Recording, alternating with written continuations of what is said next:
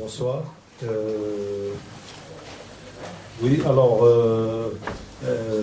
la réunion de ce soir se fera autour avec Nordine Sadi, autour de ce livre qui s'appelle Abdelkader Alloula, 20 ans déjà, qui a été coordonné donc par Nordine Sadi aux éditions Applique, et qui est un livre qui a été fait autour de Alloula. On va en parler en détail. Mais avant, je voudrais dire deux petits mots. Le premier, je voudrais évoquer avoir une pensée pour Fanny Colonna, qui vient de disparaître et qui était une amie qui venait souvent dans cette salle. Ça, c'était la première chose que je voulais dire. Et la deuxième chose, c'est que la réunion d'aujourd'hui coïncide avec le 20e anniversaire de l'assassinat de Saïd Makbel, qui a été assassiné le 3 décembre 1994, et je voulais aussi avoir une petite pensée pour lui. Voilà. Alors, Abdelkader Alloula, 20 ans déjà, avec un certain nombre de contributeurs, Abdelmajid Kawa, Jawida Khada, Ben Ammar Median, Habib Tangour, Malek Alloula et moi-même, avec autour de dessins faits par notre ami Denis Martinez. Mais tout ça, Nono va nous dire pourquoi, comment s'est fait ce livre, à quel but voulait-on atteindre, etc. Voilà. À toi, Nono. Tout de suite. Tout de suite. Bonsoir. Comment est né ce livre? Souvent, les livres naissent un peu comme les idées. Pour celui-là, ça se passait dans un bistrot à Alger, ce qui est toujours agréable, avec un éditeur, et puis on discute un peu de choses et d'autres, comme je le fais chaque fois que je passe. C'est en l'occurrence les éditions Applique, donc avec Karim Cheikh et Samia. Et puis on discute de choses et d'autres, de projets et tout. Et puis je leur dis, j'espère que vous n'allez pas oublier qu'il faudrait faire un truc pour l'anniversaire de la mort de Abdelkader Alloula à Bon. Et comme toujours, c'est celui qui émet l'idée à qui on fait supporter la charge. Voilà, c'est né comme ça, quoi. Et puis j'ai réfléchi ensuite à un projet. Je me suis dit que le mieux serait de faire un livre autour des dessins de Denis Martinez. Parce que d'abord, ils sont très bien exécutés, c'est un excellent dessinateur. Ce sont des dessins qui sont des portraits de Abdelkader Alloula, qu'il avait exécutés dans l'émotion du décès, etc. Et qui pouvaient, si vous voulez, servir un peu de coffret à un livre. Et un livre qui ne serait pas un livre d'hommage, sempiternel hommage, comme on en fait, qui soit un peu pleurnichard, parce que c'est normal qu'on ait un peu de l'émotion, etc.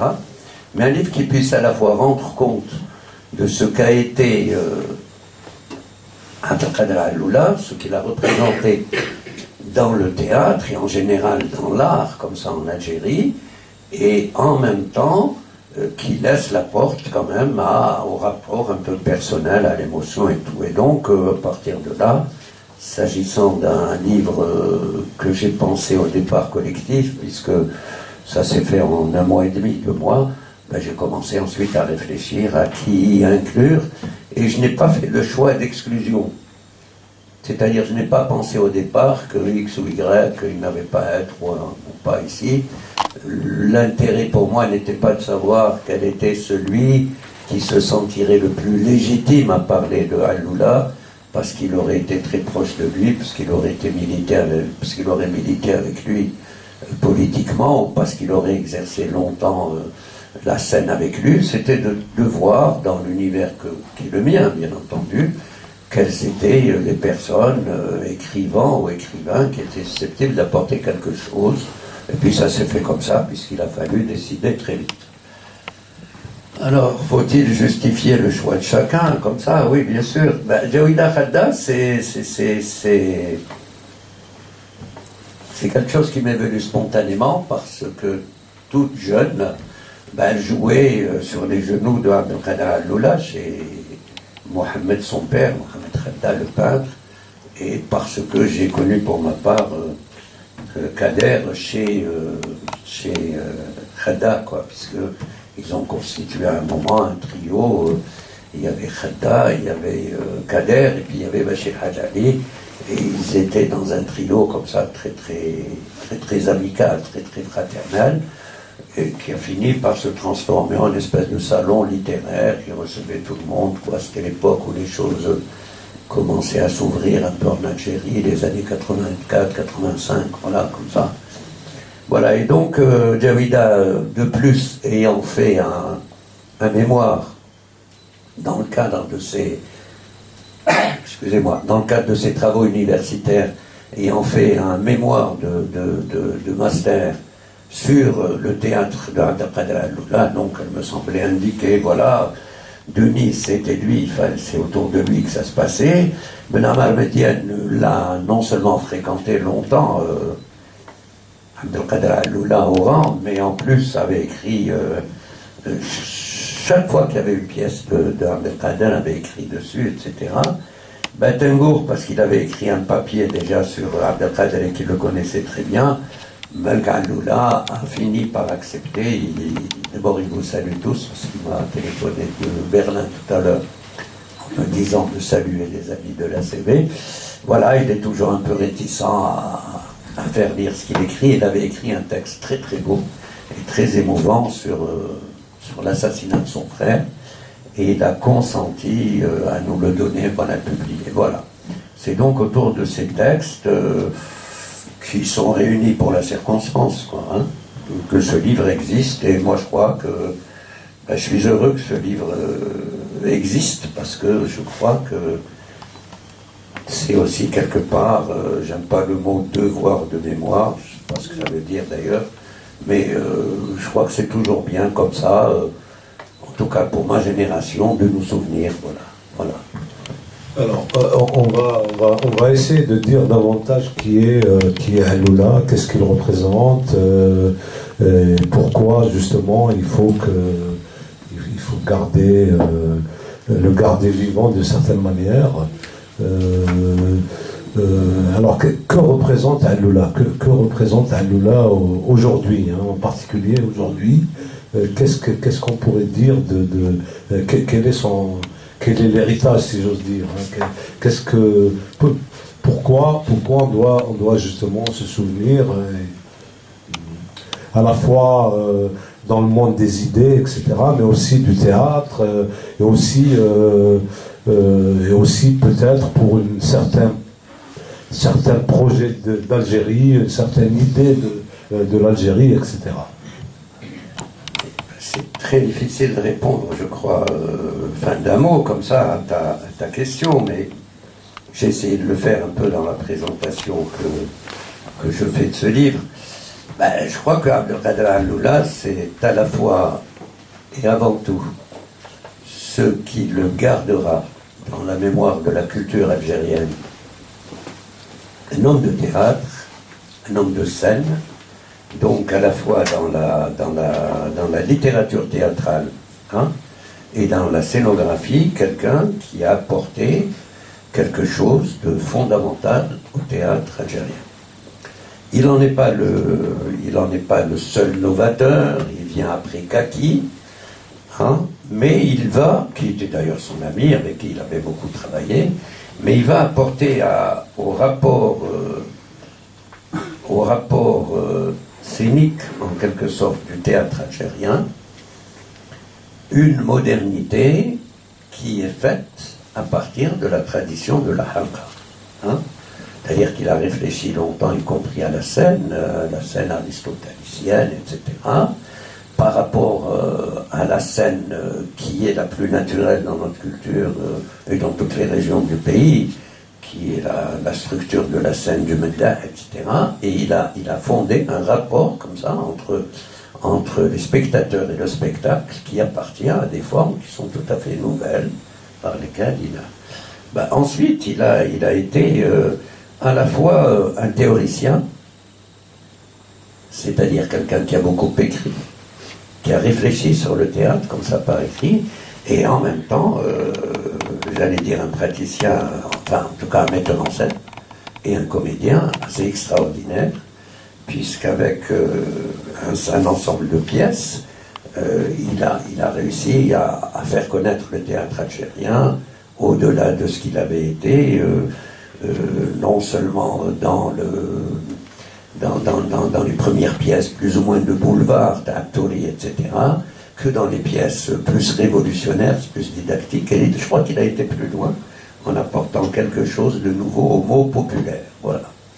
À côté de ça, c'était, pour ceux qui l'ont connu, je crois que ce serait vite partagé comme sentiment et comme impression. Je sais qu'on le dit souvent toujours d'un disparu, mais en l'occurrence, ainsi, c'était un homme extraordinaire. Non, tu oublies, oui. Bon. C'était un homme assez extraordinaire, il avait un charisme fou, c'était l'ami de tous les enfants, des grands, il était un peu arrogant, ce qu'on peut être comme un Old Bled, quoi, quand tu sors avec lui en rang, tout le monde te tape sur l'épaule, tout le monde te connaît, tout le monde t'aime bien, il a fait de la ville d'Oran une espèce de très très grande famille à lui, quoi, comme ça. Et parce que je crois qu'il commettait un certain nombre de faits, comme ça, sans rien dire, parfois sans que beaucoup le sachent, et qui était ce lien profond qu'il avait avec le peuple. Par exemple, il s'est occupé, c'est quelque chose qu'on a su que très tard, de l'association des enfants cancéreux. Hein? Il s'en occupait, il était président de l'association de soutien, et non seulement il y donnait des pièces, mais il réussissait à récolter des fonds, à s'occuper d'eux, à envoyer des enfants ici, tu vois. Il s'est occupé également, ceux qui ont moins connu, et rare pour un homme, d'associations féminines, puisqu'il a milité dans des associations féminines. Puis à côté de ça, il était militant communiste, donc il était au Pax, mais il n'en faisait pas, c'était pas sa médaille. Je veux dire, c'était pas son truc, c'était pas sa médaille. Il ne se définissait pas par ça. Il était militant, de toute manière ça se passait dans la clandestinité, parce qu'il était militant. Il a consacré évidemment une partie de sa vie, etc. Mais il se définissait plus comme artiste que comme militant. Voilà. Maintenant, à côté de ça, bon, il était marrant, il était rigolo, je sais pas comment te dire. Je sais pas. Enfin, c'est quelqu'un de bien, voilà. Alors, il faut dire quand même que pour toute sa pratique théâtrale et sa réflexion, toute la réflexion qu'il a menée sur le théâtre, parce qu'il a une réflexion très intéressante, il y a un entretien dans le livre avec Abdelmajid Kawa qui va vraiment au fond des choses, qui est peut-être l'entretien le plus fouillé qu'on ait eu avec Alula, notamment sur le rapport entre théâtre, société, sur ces grandes inspirations, sur cette définition de la halqa, etc. C'est vraiment quelque chose alors, est-ce qu'on peut dire deux mots du texte de Malek Alula, parce que vraiment c'est un texte très touchant. Moi je suis même d'avis à ce qu'on en lise un petit extrait.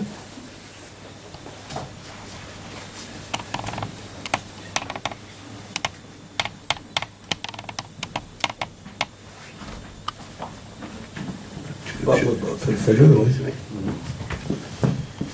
D'abord, il faut dire l'histoire de ce texte. Il a été très réticent, tu l'as dit tout à l'heure, à le donner, puis après il a consenti, parce que Malek a été très marqué par l'assassinat de Kader, mais il le vit dans une douleur privée qu'il ne voulait absolument pas du tout. Il a écrit ce texte presque à chaud, mais là, Nono est arrivé à le convaincre de le publier, et voilà, on peut comprendre pourquoi. Oui, donc lui est l'aîné de Abdelkader, mais dans la vie, ça ne se devinait pas. Parce que c'est Abdelkader qui, dans la société, dans la famille, etc., était celui qui s'occupait de tout, etc. Alors que Malek vit ici depuis 66, quoi, donc il était un peu... Et ensuite, même physiquement, Abdelkader est grand, il a une espèce de stature, un peu plus que Malek. Il apparaissait toujours comme l'aîné, alors qu'ils ne sont pas jumeaux, mais qu'ils paraissent presque jumeaux. Il y a une certaine gémellité, ce sur quoi il écrit. Donc je ne crois pas que je saurais le lire comme j'aurais aimé, mais voilà. Le texte est intitulé « Une douleur ». Tu ne veux pas le lire, toi, je sais que tu lis bien. Monsieur, allez bien. Non, non, il est trop long, je suis pas Tu lis pas tout le texte. Tu lis ah d'accord. Non, tu donnes juste... Naïma, tu veux... Vas-y, t'as un micro, là. Non. Ou Naïma, tiens, je sais pas. Oui, vous, les gens de radio. Non, mais... J'ai pas lu du tout. Choisis le passage. J'ai pas lu Choisis le passage. Juste pour avoir le ton, tu lis les 3-4 premiers paragraphes, c'est juste pour avoir le ton. Parce que de toute manière, ils vont plus savoir le livre, ils diront. Beau passage, très beau. Voilà, ça s'appelle une douleur innommable. La tragédie nous rend la mémoire. Mieux, elle l'aiguise, l'affûte, pour la recherche de très anciens détails ou faits qu'elle cerne désormais d'une si vive lumière que les yeux s'en humectent sans pouvoir se détourner de ce qui les blesse. La tragédie nous rend aussi cette mémoire douloureusement figée sur des moments dont on est seul à souffrir et dont on est à chaque instant dépossédé. D'autres nœuds douloureux se présentent à l'incessante compulsion dont on est la proie. De cette mémoire qui nous est ainsi rendue dans sa torturante présence, rien ne peut se transmettre, se partager. Il y a, si je puis dire, un autisme propre aux douleurs innommables. J'ai eu, comme tout un chacun, des deuils plus ou moins retentissants, et dont l'impact ne pouvait que s'amoindrir avec la fuite du temps, ce grand guérisseur. Mais rien de tel ne m'arrive puisque depuis 2 ans, je fais l'expérience d'un autre deuil, le deuil de moi-même. Je voudrais m'expliquer par le recours à quelques données biographiques sur cette dernière phrase et apporter ma contribution en présent hommage. Abdelkader et moi fûmes durant 15 ans les seuls enfants qu'eurent alors mes parents. La mince différence d'âge entre nous, 20 mois, fit que nos parents nous élevèrent comme des enfants jumeaux. Gémellité d'autant plus naturelle et évidente que, physiquement, le cadet, Abdelkader, avait très vite et largement rattrapé le retard initial, gommant la différence d'âge dans le même mouvement d'une croissance égale. De cette vraie gémellité, tout aussi mentale et subjective qu'elle ait été, mais que j'ai vécue comme à la fois réelle et indéniable pendant plus de 55 ans, il existe une preuve intangible, une photographie agrandie d'Abdelkader et moi. Peut-être qu'il faut lire la dernière phrase, c'est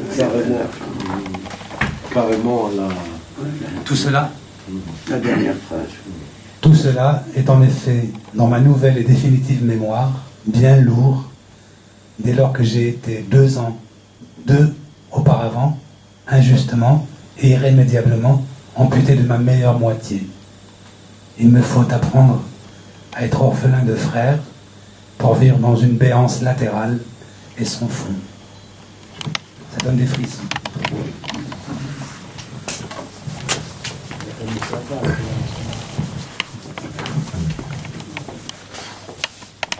Oui, voilà, c'est d'abord, pour ceux qui ne le connaissent pas, parce que ça arrive, bien sûr, Malgaloula est un poète, c'est même un de nos poètes consacrés.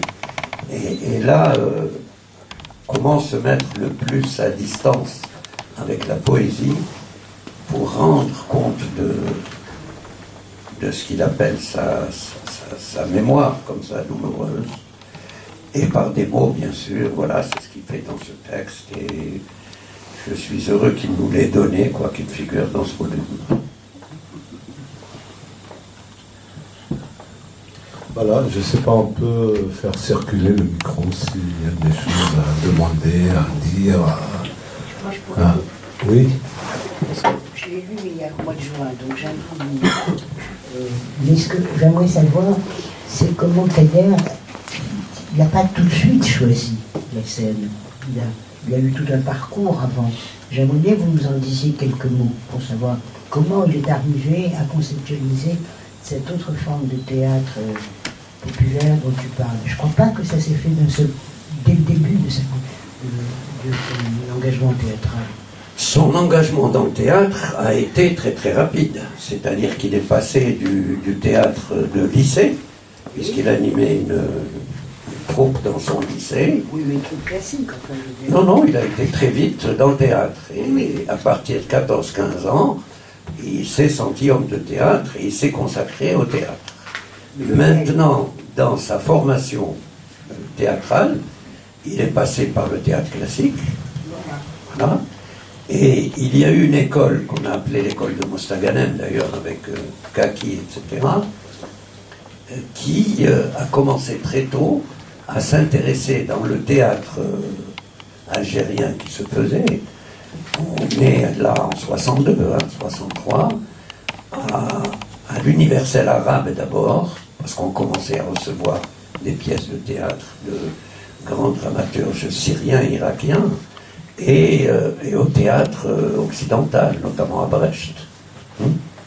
Et il y a eu également un certain nombre d'hommes de théâtre dits pieds rouges qui ont été au TNA à Alger, lequel TNA était dirigé par Mohamed Boudia, avec qui il collaborait, qui a fait venir des tas de gens, et donc à Oran aussi. Et c'est là qu'il a engagé sa réflexion très très tôt sur le théâtre qu'il devait faire. Voilà. Ses rapports avec Kateb Yassine, c'était quoi? Ils étaient plus qu'amicaux, quoi. D'autant que, d'abord, ils se connaissaient très bien. Moi, j'ai dans l'esprit un certain nombre de scènes, d'anecdotes, quoi, comme ça, assez extraordinaires. C'était... Conception théâtrale. Pardon? Point de vue conception théâtrale. J'y viens. C'était au Mougar, lorsque Aloula a donné avec le TRO, la première fois, sa pièce Robza, voilà. Et qui était la première pièce un peu comme ça populaire, qui est très très italienne comme ça, et puis il y avait dans la salle Kateb Yassine et sa troupe, et puis à peine le rideau tombé, il n'y a pas de rideau, la fin de la pièce comme ça, Yassine qui monte sur scène, voilà, en le prenant dans les bras, quoi, en saluant et tout. Et puis la soirée s'est terminée quelque part chez Khatri. Il y avait une grande fraternité entre eux. Mais dans le théâtre, ils avaient des conceptions assez différentes. Puisque, bien qu'ils aient travaillé ensemble, parce que, quoi qu'on dise et quoi que les esprits simplistes voient l'histoire de l'Algérie, Kateb Yassine n'a jamais été banni de rien du tout. Kateb Yassine était directeur du théâtre régional de Bel Abbès au moment où Aloula était directeur du théâtre régional d'Oran. Et donc ils travaillaient, ils communiquaient beaucoup ensemble, mais ils avaient des conceptions tout à fait différentes de théâtre. Kateb était pour un théâtre dit populaire, au sens où il fallait qu'il se passe dans un langage le plus près de celui du peuple, Delja, comme on dit, l'arabe le plus... il fallait que ce soit sur des scènes ou un contenu qui soit le plus proche de l'idée de révolution, en toute chose.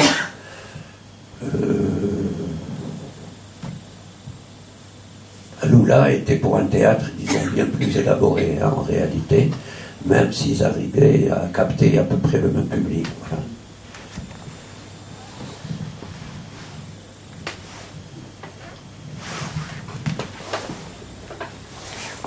Moi, je crois que... Pardon.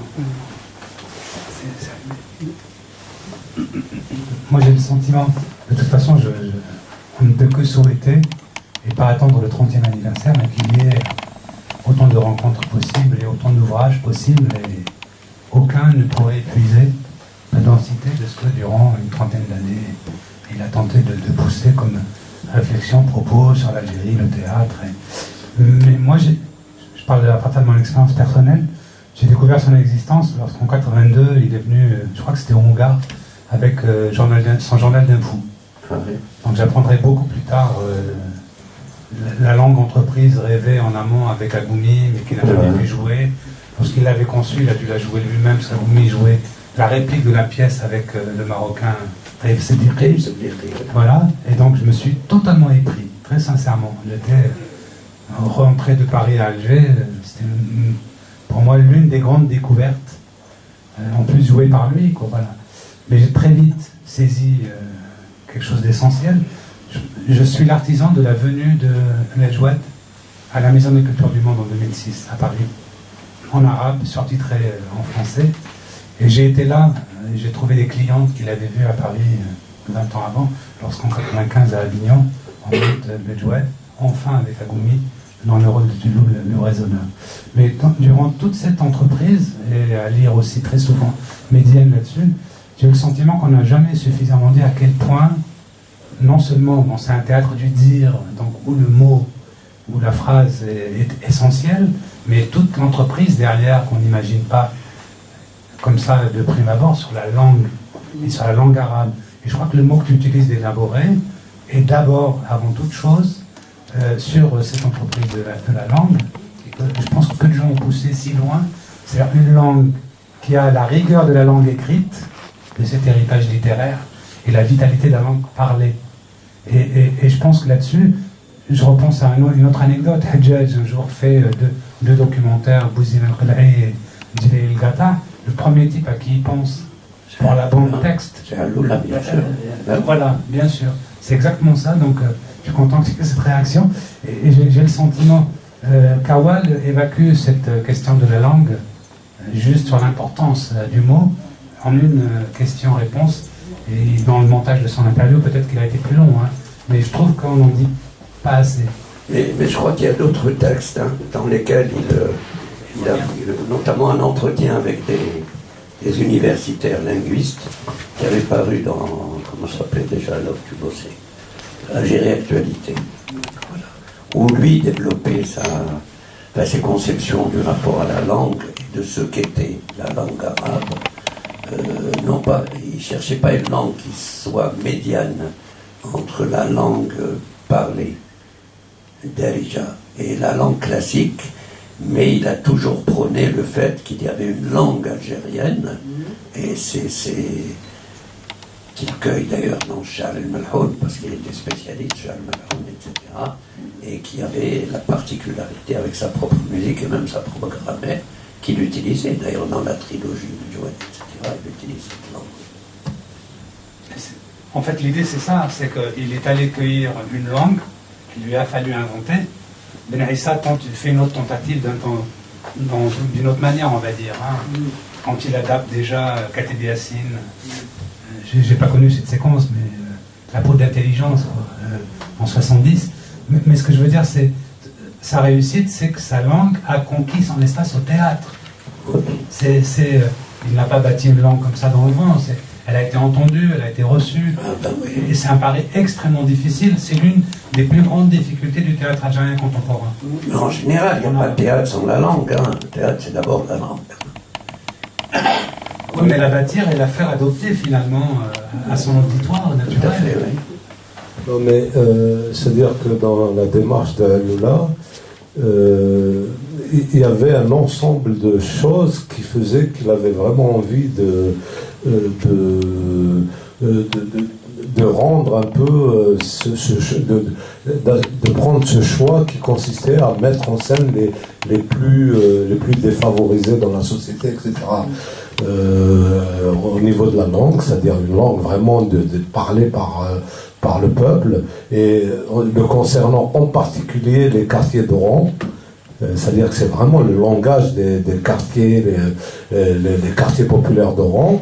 Et puis, souvenons-nous quand même que, notamment sa trilogie, les Djoued, l'Item, etc., celle où il a mis en scène, où il a concrétisé cette notion de halqa, c'est-à-dire qu'il a théorisé par ailleurs, il a pris des comédiens issus des quartiers populaires, des gens qui n'étaient même pas connus, qu'il a formés, parce qu'ils portaient en eux quelque chose de cette sève qu'il avait envie de rendre. Et je pense en particulier à Serrat, mais pas seulement Serrat, Hémod, etc. Donc c'est une démarche esthétique globale, si j'ose dire, pas uniquement au niveau de la langue, et ce qui permet peut-être d'essayer de faire une autre comparaison avec Kateb Yassine. Kateb Yassine, je crois que sa démarche consistait, ce qu'il recherchait, c'est l'efficacité révolutionnaire. C'est-à-dire, c'était ça son but, c'était de porter le théâtre. Il avait un dispositif scénique très sommaire, une espèce de théâtre de guérilla, si j'ose dire. C'est-à-dire qu'il pouvait se jouer n'importe où. Il s'encombrait pas de décors, de dispositifs scéniques, etc., qui pouvaient exiger, etc. Aïnoula avait resté quand même dans le théâtre, et même son théâtre de halqa. Même dans la halqa, les représentations qui ont été faites à la campagne, etc., on voyait quand même l'utilisation de la halqa comme espace scénique, c'est-à-dire oui, voilà. Mais il y a les déplacements, l'utilisation de l'espace, etc., qui était très travaillé, ce qui n'est pas le cas chez Kateb Yassine. Je veux dire, Kateb Yassine, ses pièces, ses personnages, c'était des porteurs de révolution, des éveilleurs de quelque chose.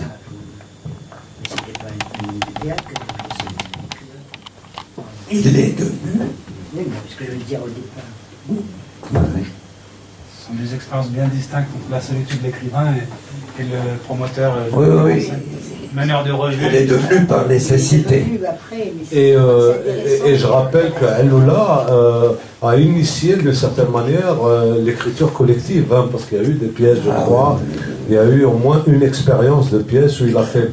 Il a travaillé avec des comédiens, ils ont écrit des pièces collectivement. Où il a conduit la réflexion avec des... Et en Algérie actuellement, qu'est-ce qui suit cette école là?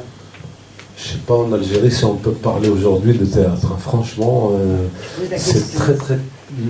Non, Alors, le théâtre officiel, je crois qu'il est complètement gelé. Hein, enfin, par des petites initiatives comme ça.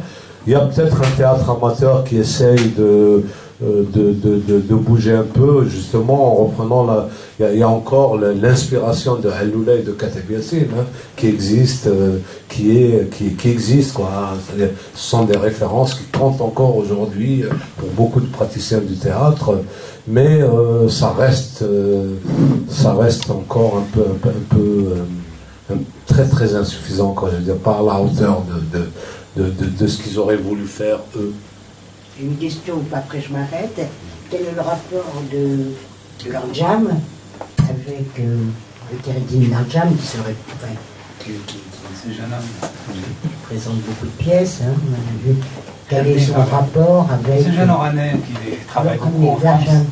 Ah, qui c'est ce jeune homme? Je ne connais pas, non. Moi je connais son nom. C'était quoi ta question? Ma question est savoir si il y a un rapport dans le travail qu'il fait maintenant avec le travail qu'elle faisait à Boula-Oran. Non, je crois que à ma connaissance, essentiellement au début. Il y a une compagnie qui s'appelle Les Jouettes. Il est venu d'Oran, il travaille beaucoup plus ici que là-bas. Et il dit que là-bas, c'est pas possible. Les deux dernières pièces, c'est Kateb Yassine. Il a adapté...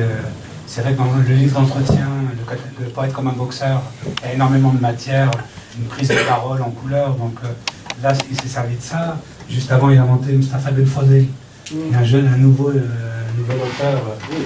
Voilà, il a une très très belle vitalité, ils ont monté au moins 2 textes de lui, mais on est assez rapidement loin d'Aïnoula. Un des drames en Algérie, quand on parle de théâtre, mais on ferait pareil pour parler de cinéma, c'est que lorsque l'équation un théâtre, un public arrête d'être nourri, je veux dire, on joue devant qui, et peu à peu, qui joue de manière irrégulière, qui joue devant qui, et même Aïnoula, peu à peu. Moi, je sais que je suis arrivé tout jeune à la télévision, à l'ONSIC, au cinéma, et j'ai vu combien de gens étaient dans une aventure éperdue, un peu comme Aïnoula, la filiation avec Charles Melhoun, la poésie des Mejdoub, tout ça. Je vois, quand l'Akhdar fait le fou de Chronique des années de Braise, c'est une revendication. Comment revendiquer une filiation avec cette tradition qui est tout de suite d'une efficacité redoutable. Moi j'ai travaillé avec Chouir, je me suis rendu compte en Rupture, pareil, on jouait avec Haïmour. Il lui fait chanter, il a fait rédiger des poèmes dans l'esprit de son film datées à l'époque des années 30, dans les chansons autour du bandit d'honneur. Voilà, Ammar, j'oublie comment il s'appelait. Donc voilà, ça, quand je suis arrivé en Algérie, c'était vraiment quelque chose d'assez puissant. On avait bien compris la leçon, on va dire. Il s'agissait ensuite de la mettre en acte, en scène. Or aujourd'hui, j'ai l'impression qu'il y a eu comme des coupures de continuité, voilà, et que c'est devenu très très difficile de parler de théâtre. Oui, non, parce que la pièce de Mustafi, avec le texte de Ben Foudil, c'est la dernière que j'ai vue, c'est une très très bonne pièce. Oui. Qui pourrait être jouée à Oran ou à Alger. Et c'est joué d'ailleurs. Oui, non. Et à l'invitation de l'Institut français. Oui, donc c'est déjà une curiosité. Oui. Il a été joué ce soir. Non, il a été donné 2 fois, une fois au rang, une fois à Alger, mais c'est là, c'était La pièce est très actuelle. Pour ceux qui ne savent pas, le sujet, c'était sur on appelle ça comment, des immolés. Il y en a une centaine. Farida. Oui, moi je dirais que, alors je ne sais pas si vous l'avez abordé, parce que je viens de loin, donc je suis arrivée un peu tard, c'est que le théâtre a été à un moment donné aussi, en Algérie, une manière de s'exprimer qui ne demandait pas trop de moyens, je dirais. Moi je sais que, Alboula a apporté énormément au théâtre. J'ai connu de très près le théâtre culture, le théâtre de la mer, etc. C'est-à-dire que le cinéma, à l'époque, il fallait avoir des moyens. Le théâtre permettait, des expressions, et je dirais que les salles, enfin moi j'ai participé, et j'ai vu des salles pleines, il y avait même des théâtres qui se jouaient sur les places des universités, etc. La poudre d'intelligence de Kateb Yassine a été montée par Petit Théâtre au début et Théâtre Culture après, sur partout, je dirais, même pas que dans les salles, justement, des fois c'était... il y avait, je dirais, à ce moment-là, une espèce de vent de démocratie, où les gens avaient l'impression qu'ils pouvaient exprimer tout ce que les médias officiels n'exprimaient pas. C'est pour ça que des pièces comme celle de Jouette de Alloua ou plein d'autres, c'est-à-dire exprimer quand même des idées fortes. En plus du fait que souvent ils avaient le parti pris de s'opposer également au Théâtre National qui lui avait un jeu un peu trop classique, qui s'exprimait dans un arabe que les gens ne comprenaient pas, parce qu'il y avait quand même c'était de l'arabe classique, les gens ils allaient au théâtre, mais seuls, encore une fois, les gens qui avaient accès à l'arabe classique pouvaient comprendre ce qui était monté, etc. Et après, il faut quand même, je dirais qu'il y a eu une forte volonté politique d'arrêter tout ce phénomène-là. Kateb Yassine a été empêché de venir a été coincé à Bel Abbès pour pas venir jouer à Alger. Enfin, je veux dire que il y a eu un moment où on a compris que le théâtre, cette forme de théâtre, je vais parler d'Alloula parce que c'est quand même Alloula dont il s'agit ce soir, mais cette forme de théâtre avait une capacité de porter des idées, de conviction et de toucher des personnes qui n'étaient pas touchées habituellement. Voilà. Moi je dirais que la théâtre culture, par exemple, une grande partie je pense que chez Alloula aussi, des personnes qui sont devenues acteurs très connus après, mais ils n'étaient que des gens qui venaient participer. Ils n'étaient pas acteurs, pour certains, ils n'avaient jamais mis les pieds dans une école d'art dramatique, rien du tout. Non, ils étaient là, et comme les auteurs, comme rédactrices, comme Alloula, comme Kateb Yassine, savaient tirer des personnes qui étaient là ce qu'ils avaient à dire, ça a donné, alors je ne dis pas, c'est des acteurs, il y a eu des Sylvain Ben Aïssa, il y a eu des Mezoubi, il y a eu, je veux dire que, voilà, il y avait, donc pour moi c'est ces deux aspects. Un aspect où on peut approcher facilement, où on peut comprendre ce qui se dit, et où il est véhiculé des vraies idées, des fortes idées, parce que là, dans la pièce, je ne me rappelle plus son nom, il y a le zoo, où il représente le zoo, c'est fantastique, quoi. Et dans la jouette, quand la personne qui court, les gens, ils n'ont pas besoin qu'on leur explique, ils n'ont pas besoin d'avoir lu par moment. Bon, voilà, c'était un témoignage. Merci Farida. Quelqu'un qui a le micro?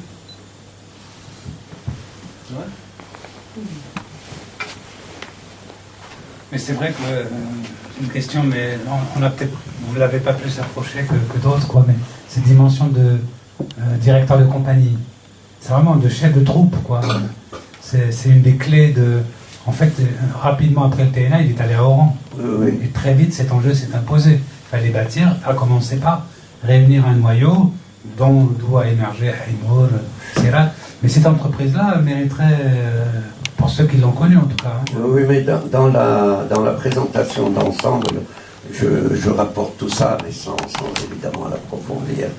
Mais ça aussi, c'est sa force, c'est qu'il a toujours été à la fois auteur de texte, metteur en scène et directeur ou responsable de troupe. Très jeune d'ailleurs, très très tôt.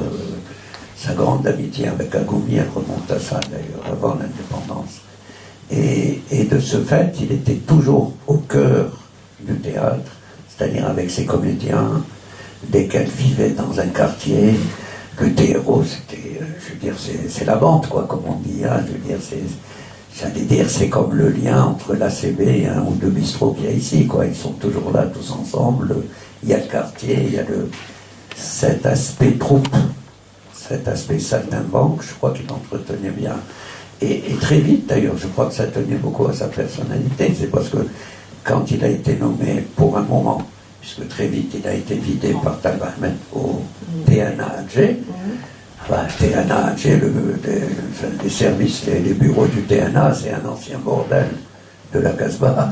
Et enfin, qu'importe, hein, après tout. Et très vite, autour du quartier, ben, c'est devenu un lieu où les comédiens, les artistes allaient, etc. Il avait ce don, je crois, un côté chaman comme ça. Hein. Il avait un côté chamanique, quoi, par lequel il lui fallait toujours du monde autour. Et puis voilà, c'est un peu un chef de troupe, comme Molière d'était, quoi, si je puis dire. Il y avait, moi je me souviens qu'on avait passé une soirée avec lui en 86 et c'était la veille du jour où il avait fait l'entretien avec Abdelmajid Kawa, puis on avait longuement discuté et il disait ce soir-là qu'il aimerait bien revenir à une position de dramaturge. C'est-à-dire se consacrer à l'écriture, même pas à la mise en scène. Hein. Il aspirait et il a même dit que s'il l'a fait jusqu'à présent, c'est parce qu'il fallait le faire, etc. Mais ce qu'il aimerait, c'est vraiment écrire des pièces, quoi. Écrire, se consacrer au travail d'écriture. Et puis je voudrais rappeler quand même que lors de son passage en 76 au TNA, à la tête du TNA, il avait organisé pour la première fois dans un théâtre national le mois du théâtre amateur. Il avait fait rentrer le théâtre amateur au TNA. C'était impensable à l'époque parce qu'il y avait un antagonisme absolument. Le théâtre amateur était plus libre au niveau des thématiques, etc. Et on ne le recevait pas dans les théâtres. Et lui, il l'a fait. De même qu'il a reçu la troupe de Kate Biassine au TNA. Ça s'est très mal terminé avec la police, etc. Il y avait la police qui attendait Kate Biassine qui disait on va pas sortir d'ici, on va occuper le théâtre, etc. Ça s'est terminé dans les fourgons de la police. Mais ça c'était Aloula d'ailleurs. C'est après ça qu'il va être vidé. Oui, c'est après ça qu'il va être vidé. Comme nous de la Bibliothèque nationale. Plusieurs années après. Une question pour la presse. Avec quelle disposition, au pluriel, elle a accompagné l'aventure de Aloula? Bah, écoute, moi je me souviens que dans les années, Aloula avait une très bonne résonance dans la presse. Il y avait beaucoup de gens qui avaient énormément de sympathie pour lui. Et je me souviens qu'il avait publié des articles théoriques dans le Moudjahid culturel dans les années 75, 76, 77. Voilà. Il y avait des articles sur la conception du théâtre qu'il avait, etc., qui ont été publiés par le Moudjahid. Algérie Actualité lui était acquis, évidemment. Voilà. Non, il avait plutôt, comme Kateb Yassine d'ailleurs. Oh, Martinez, Kateb Yassine, ils ont toujours eu des réseaux. Il y a un tel engouement qu'il y a toujours des journalistes, des réseaux. Et dans son cas, lui, il y a aussi, oui, les réseaux, mais qui fait qu'il a eu une demi-carrière. Sa voix est entendue à la télé, il a joué, il a collaboré. C'est de Médour, combien je vous aime. Voilà, petite scène. Puis il a joué, je crois, dans un. Il a joué dans un film de Iftisen, non? Oui, bien sûr. Gorine. Il a tenu un rôle dans. Les réseaux. Oui. Et c'est vrai, enfin bon, c'est une réflexion tout à fait à part ce que tu dis en disant que à la fin il voulait être uniquement dramaturge. C'est vrai que tous les hommes de théâtre, parce que c'est un grand, ils sont hommes de théâtre, ils commencent par être comédiens, après ils se mettent en scène, et à un moment donné, je veux dire que c'est la finalité, après, c'est d'écrire, de devenir dramaturge et de regarder comment d'autres vont mettre en scène ce que eux, ils ont pensé. Bon, ça a l'air complètement un peu à côté, mais je crois que c'est dans ça qu'on peut reconnaître que c'était vraiment un homme de théâtre complet. Parce que je connais bien ce milieu-là en France, en tous les cas. C'est vraiment une évolution absolument très très importante, ce trajet. Au début, il faut jouer, absolument. On est comédien, il faut être acteur. Si on n'est pas acteur, on meurt. Après, on met en scène. Mais à un moment donné, il faut produire pour que les autres mettent en scène ce que vous avez pensé. Comme si c'était à ce moment-là une maturité qui rendrait les choses encore plus efficaces. De voir les autres mettre en scène ce que vous avez enfin, au bout d'un certain nombre d'années, produit. Et c'est pour ça que je trouve que c'est une grande perte. Parce que je suis sûre qu'il aurait vraiment produit des textes. Voilà. Bon, je ne sais pas pourquoi je dis ça, mais je pense que c'est important. Non, mais ça permet quand même de dire que de dire qu'il a fait le chemin inverse de Kateb Yassine, qui a commencé par écrire avant d'animer une troupe et de faire de la mise en scène d'une certaine manière. Aloula a fait le chemin inverse, c'est-à-dire il a un vrai chemin d'un homme de Dieu. On aurait plutôt parlé de Mustapha Ketal au lieu de Kateb Yassine, je suis un peu d'accord avec elle. Parce que bon, Kateb Yassine, on connaît surtout par la plume, par son expérience de l'écriture, on va dire. Par contre, Mustapha Ketal, lui, était un homme de théâtre. Donc, je pense qu'il vaut absolument. Mustapha Ketal, à ma connaissance, n'a jamais écrit de pièce. Il était comédien. Et metteur en scène vers la fin. Ouais, c'est acteur, il a beaucoup parlé. Il était quand même essentiellement. Absolument, il a quand même monté des groupes, c'est lui qui avait ouvert. Ah, mais c'était un homme de théâtre, oui, tu as bien raison. Lui, il est un homme de théâtre, oui. Pas n'importe qui, en plus. Oui, oui, absolument. En parlant de filiation aussi, tout à l'heure on a parlé de filiation, donc la filiation s'est arrêtée, on va dire maintenant, après Aloula. La filiation théâtrale s'est arrêtée après Aloula. Non. Puisqu'aujourd'hui, on va dire que le théâtre est un peu agonisant, il est un petit peu, je dirais, il n'est pas là, il est invisible. En dehors du fait qu'il y ait quelques petites troupes qui essayent éventuellement de nourrir encore cet aspect du théâtre qui est un petit peu à l'ombre. Il n'est pas vraiment, je veux dire, j'ai plus été au théâtre en Algérie depuis l'assassinat de Aloula. La toute dernière fois, c'était accidentellement pour la nuit du destin, et j'étais ravie de reprendre un petit peu, d'être dans ce créneau-là. Donc ça réveille beaucoup de choses, une ancienne Algérie, une ancienne histoire. Alors comment faut-il faire aujourd'hui, parce que lui il n'est plus là, mais la relève. Enfin, moi je sais pas, je connais pas très bien le théâtre, j'avoue. En plus, c'est sûr, mais en plus, si tu veux, je vis ici, mais moi je crois qu'il y aura toujours ce qu'on appelle la relève. C'est-à-dire, qu'est-ce que c'est que la relève? C'est le sentiment qu'il y a chez des gens, à un moment donné de l'histoire d'un pays ou d'un lieu, des gens qui ont envie de faire du théâtre. Il y en a toujours eu, il y en aura toujours. Oui, certainement, mais quand on assassine, on va dire, on assassine l'âme du théâtre, c'est pas Aloula qu'on a assassiné, c'est le théâtre qu'on a assassiné. Oui, mais ils ont assassiné des écrivains, ça ne veut pas dire que d'autres n'écriront pas. Ils ont assassiné des cinéastes, ça ne veut pas dire que... je comprends ce que tu veux dire, c'est qu'au-delà de l'assassinat de Abdelkader Al-Doula, on assassine le théâtre. C'est vrai, c'est vrai. Mais en même temps, dans chaque génération, il y a les problèmes de cette génération qui vont naître, qui vont produire même l'esthétique de cette génération, etc. Le reste, c'est un problème institutionnel.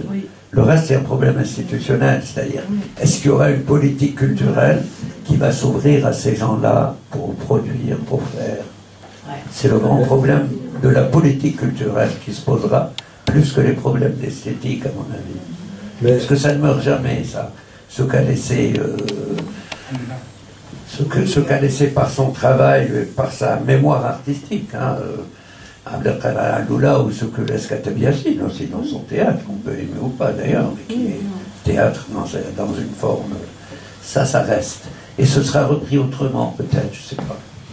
Non, mais ce que je peux te dire, c'est que pour avoir un peu, comment te dire, fréquenté un peu le théâtre, je peux te dire qu'il y a d'excellents comédiens, d'excellents jeunes comédiens, qui sont vraiment, pas seulement des comédiens, il y a des comédiens professionnels qui sortent de l'école, qui sont vraiment accros. Bon, il y a eu une période qui a été très très difficile pour le théâtre algérien.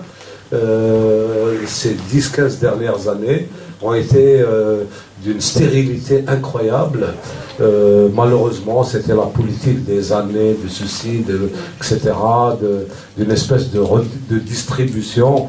Mais il y a, à côté de ça, il y a quand même un théâtre un peu underground. Il y a énormément de troupes amateurs de grande qualité, qui existent, qui n'arrivent pas encore à trouver. Alors maintenant, la formule, c'est comment faire exister des théâtres privés.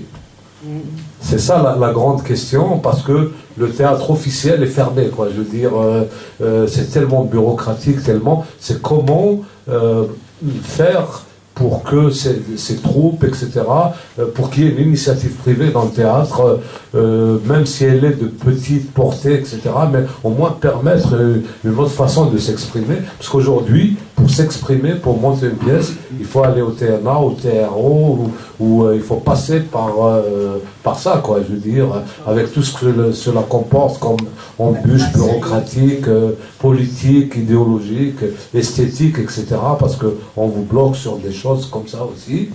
Donc voilà, la grande question, c'est comment il y a un potentiel humain, il y a peut-être davantage de troupes, etc., qu'il y a 30 ans en Algérie, mais comment faire en sorte que ça devienne visible, voilà. Et je pense qu'il faut travailler cette idée d'avoir des théâtres privés, voilà, des théâtres off, quoi, quelque chose. Oui. Moi, je dirais qu'il y a aussi, attention, il y a eu certes des assassinats qui nous ont enlevé des zones très très importantes, mais il y a aussi eu une diabolisation du théâtre par les islamistes. Attention, il y avait des pièces qui étaient jouées, et moi j'ai eu des copains qui ont été fracassés. C'est-à-dire que le théâtre, les islamistes et le pouvoir ont bien compris quelle était sa force. La force du théâtre. Donc moi je dois avouer que jusqu'à maintenant, il n'y a pas longtemps je suis allée au théâtre de Béjaïa et un des acteurs me disait, mais on venait, nous-mêmes les acteurs, on venait en se cachant. Alors il me disait, Farida, imagine comment pouvaient venir les spectateurs. C'est-à-dire que c'était un acte militant d'aller au théâtre pendant la période du noir où il y a eu tous ces assassinats. Ça c'est un aspect. Après, je dirais, alors je ne sais pas si ça a été évoqué, mais il y avait aussi, pour Al-Doula, cet enrichissement du fait qu'il était aussi avec d'autres intellectuels. Il était avec Redda, il était avec... Je veux dire qu'il y avait aussi un enrichissement des cultures, des différents arts entre eux. C'est-à-dire que c'était rare de voir Abdelkader à Alger sans voir Mohamed Redda à deux pas. Voilà. Je veux dire que c'était une période où les intellectuels comprenaient le fait que les arts, ils n'étaient pas un silo. Ils étaient faits pour s'enrichir ensemble.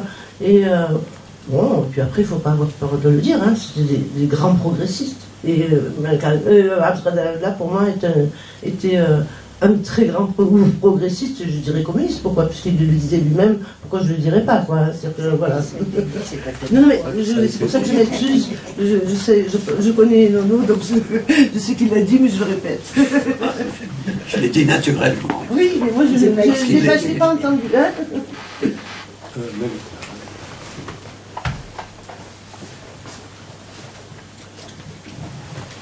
Bonjour tout le monde. Moi, je suis désolée, je ne m'y connais pas tellement en théâtre.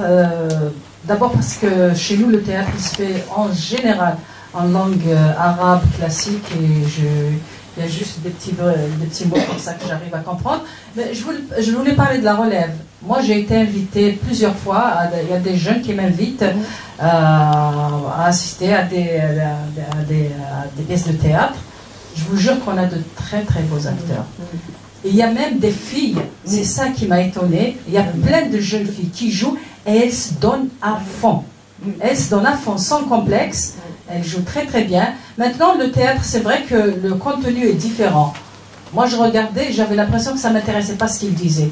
Mais il y avait des gens dans la salle qui applaudissaient, qui riaient. C'est une autre forme de théâtre. Elle est très différente de Kateb Yassine, de Aloula. Il y a beaucoup de textes religieux qui sont rentrés dans les textes. Je connais une troupe des Isères. Il y a une vingtaine de jeunes, garçons et filles confondus. Ils sont payés par l'État. Ils jouent et je leur ai dit, parce qu'ils jouent bénévolement dans des salles, je leur ai dit comment vous faites pour vivre, quoi. Eh bien, c'est l'État qui les paye. Donc, je ne pense pas que le théâtre soit mort à 100% chez nous.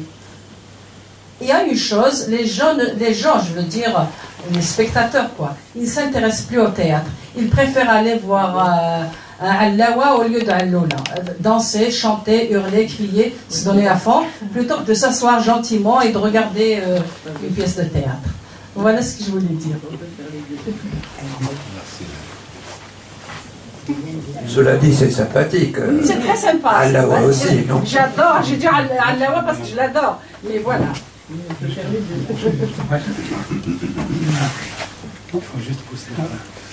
En fait, moi je suis très très content de.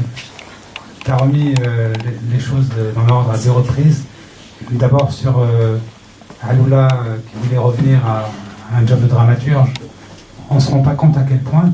Je vois par exemple quand on parle de cinéma en Algérie, c'est perpétuellement le même problème.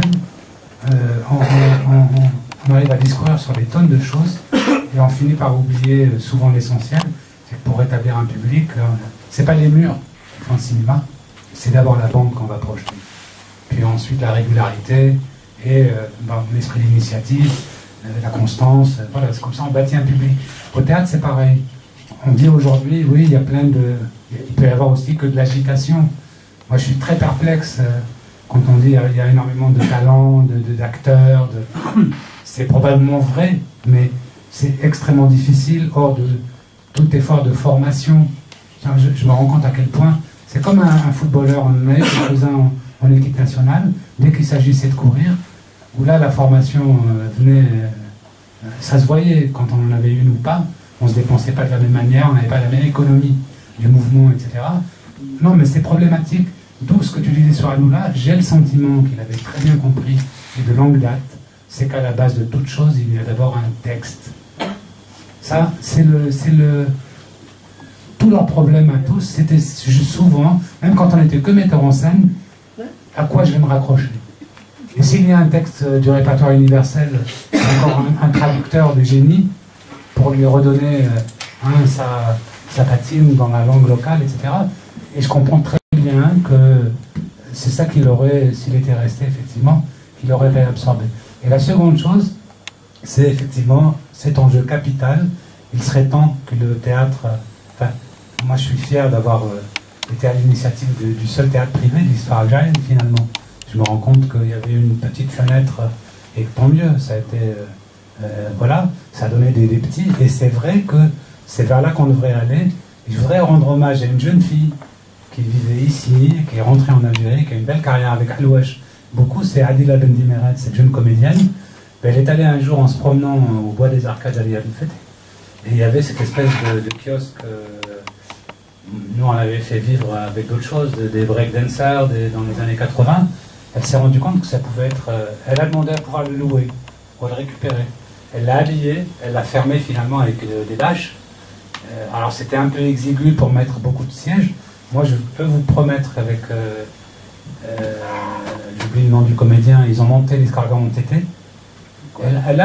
C'était un théâtre privé. Elle a eu quoi, le soutien d'Audi, et puis je ne sais plus une autre marque. Et pendant au moins 2 saisons, ils ont monté une série de choses et j'étais vraiment, alors là, ravi. C'est l'avenir. C'est clair que si on attend de l'initiative publique dans ce domaine quelque chose, on est bien mort. Stéphane, il y a eu aussi une expérience quasi privée, c'est celle de Fellac. Oui, c'est ça, c'est celle que je vous ai lu justement. Oui, je sais bien que c'est... L'espace, le programme, oui. C'était top.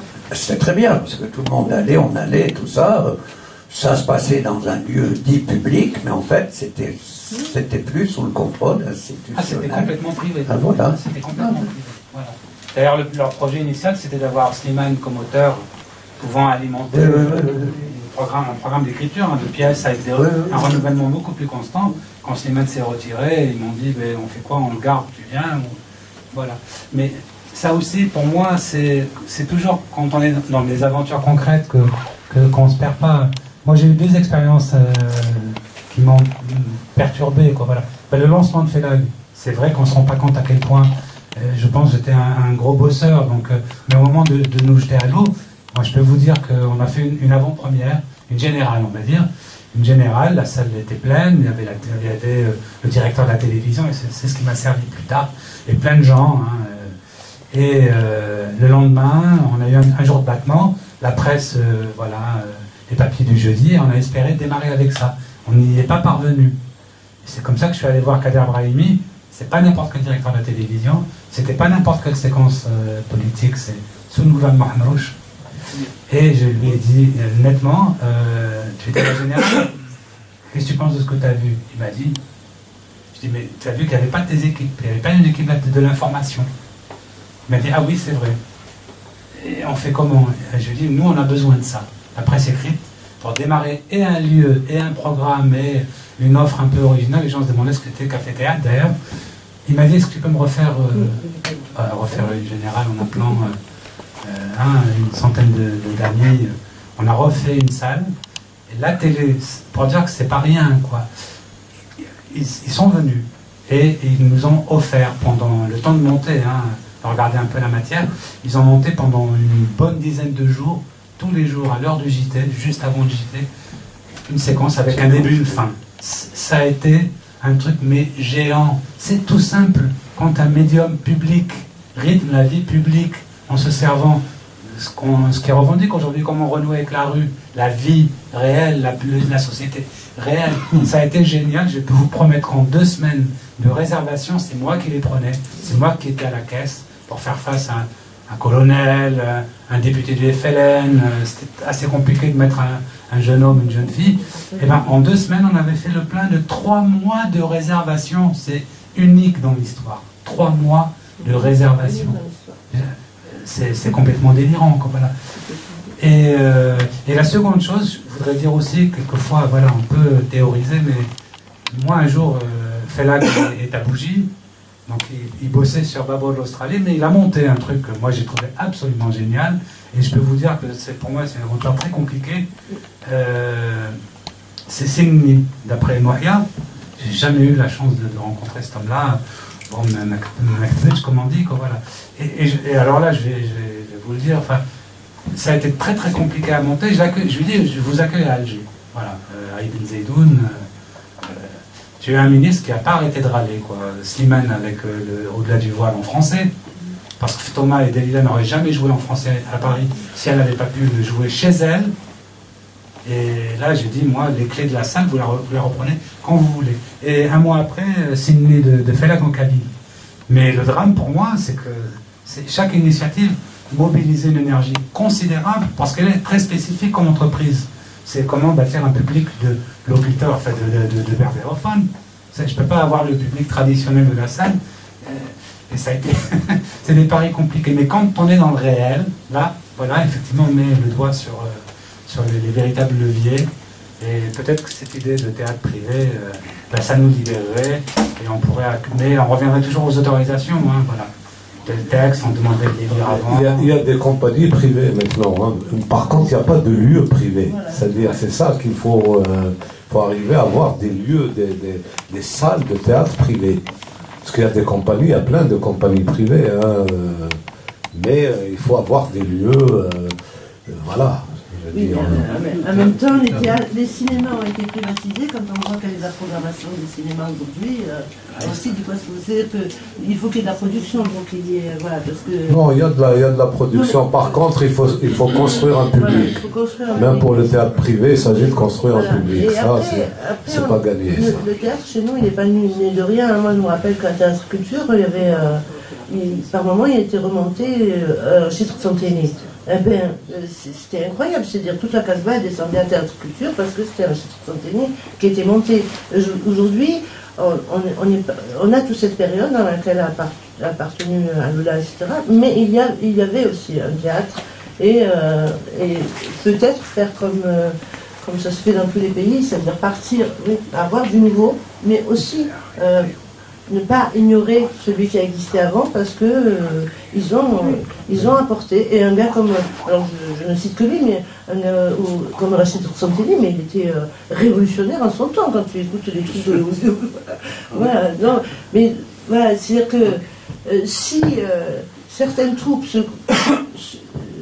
si elles n'ont pas de dramaturge, elles prenaient déjà les dramaturges qui existent, ça serait important, quoi.